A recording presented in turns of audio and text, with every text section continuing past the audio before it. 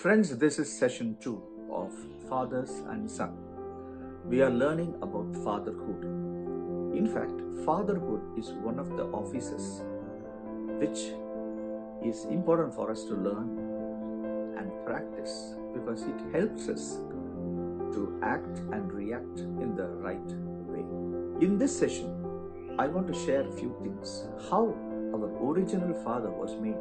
We all know that Adam was the first father created by God in the Garden of Eden. How God created Adam, which this will help us to understand what we are made of, our compositions. Okay.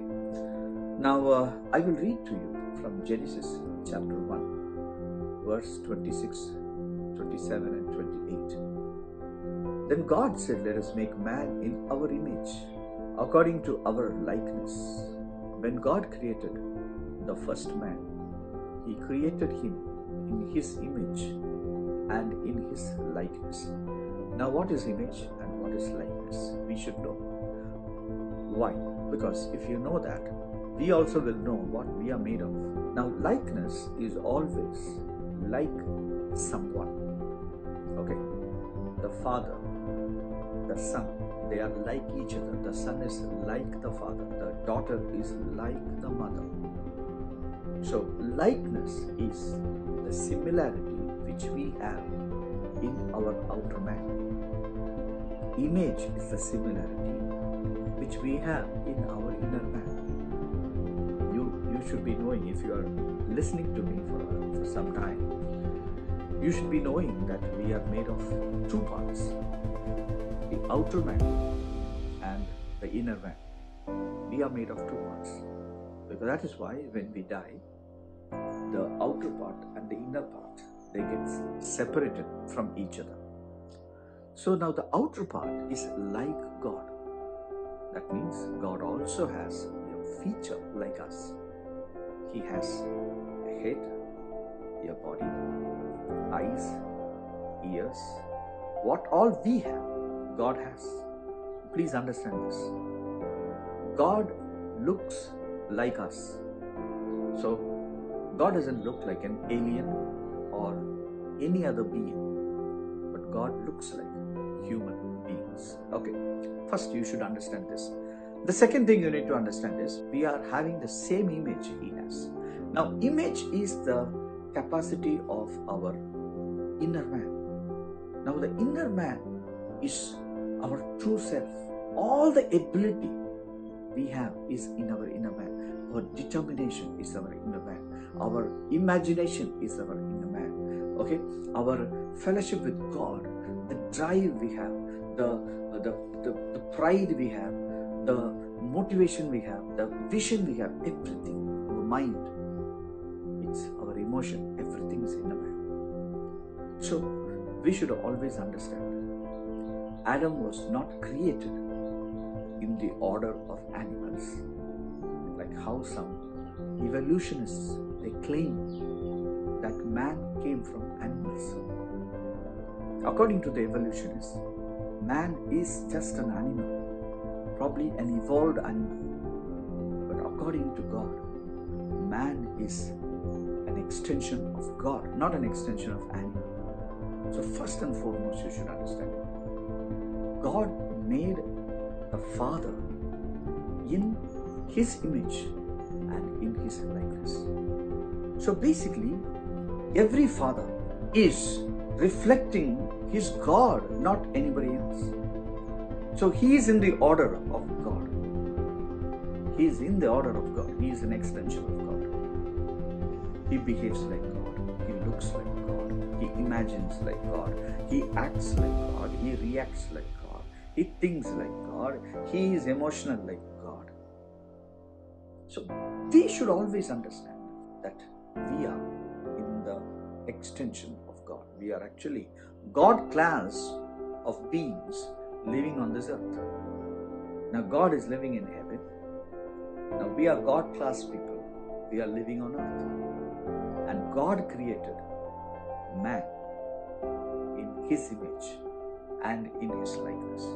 So the first and foremost thing of a father is he should be a man and he should be a man who has the image of God and the likeness of God. Always understand. Many times, men are not men. They are just male. Now, there is a difference between a male and a man. Now, to be a male is no choice. When we were born in the hospital, they wrote it's a male baby or it's a female baby. That is not our choice. But to become a man is a choice. So today, many times we should understand what happens in the world and what happens in us. God created a man, not a male. And male is a gender, but man is a personality. And to be a man is a choice. Now today we have media which projects the sexuality of a person. It projects the maleness of a person. Okay, they take photographs so that his maleness becomes an appeal to buy the product, or somebody's femaleness becomes an appeal for people to buy those products. So today's media world works on appeal, attraction. But God has created man according to a truth as an extension of himself. So man carries the image of God. Man carries the capacity of God. And why God created man? So let us read. Let us make man in our image according to our likeness. Let them have dominion over the fish of the sea, over the birds of the air, over the cattle, over all the earth, and over every keeping thing. So here, it's clearly said, man has to have dominion over the fish, over the birds, over the cattle, over the creeping thing, and over the earth. Please understand, there are 5 areas, that is everything living, and the earth, we have to have a dominion. But if you look at an average man, he wants to dominate his colleagues. We have running race. Children run and we evaluate them. We say, who runs first? And they come to school. They study. Who gets more marks? So, the human world is involved in comparing each other. They compare who is good. So when you compare yourself with somebody, you basically get into a competition. That's why many people are very competitive people. Especially, Indians are very competitive.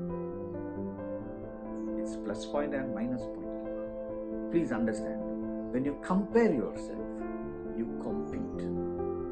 When you compete, then you begin to run and begin to evaluate, begin to dominate.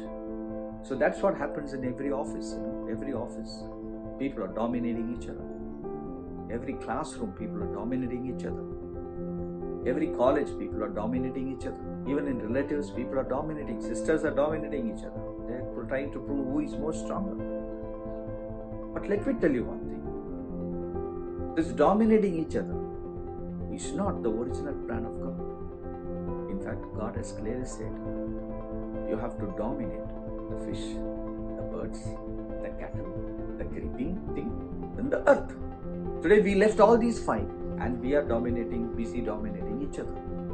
We are trying to compare ourselves with somebody who is better. It is he who is better or I am. He can study well or I can study. He can play guitar well or I can play guitar well. We always want to compete with somebody. In the Bible, God created the first father without any competition. The very thing God said to the first man was, hey Adam, you need to have dominion. So having dominion is something which we need to understand. So dominion is over all these 5 things, over the birds, over the fish, over the cattle, over the creeping thing, and over the earth. These are the 5 areas which we need to dominate. Okay? So that means we should dominate this earth and everything which is there. And what about my neighbor? My neighbor is also created to dominate. He has to dominate his word. I have to dominate my word. We all have enough estate in this world. We need not go and encroach each other's properties. We can develop our own properties, our own things. So that is why, my friend, the first thing about a man, about a father, is he is a man. Today, if you are a man, better understand you should be the man of your life and your family. If you are a father in the making, you should know that when you become a father, you should be an authority in your life. You should give leadership to your family. And if you are a lady who is listening to me, you should allow every man to have authority over his domain. Please understand this. Today, many of us, we do not allow people to have dominion in their estate. So it is important that we do it. Okay. God is a good God. So today I want every one of you to read Genesis chapter 1 verse 26 to 28 and try to understand what God is telling us. Thank you. May the Lord bless you. Let me pray. Heavenly Father, help us to be a man in our own lives, in our families. I pray a blessing over everyone. Every one of them will become a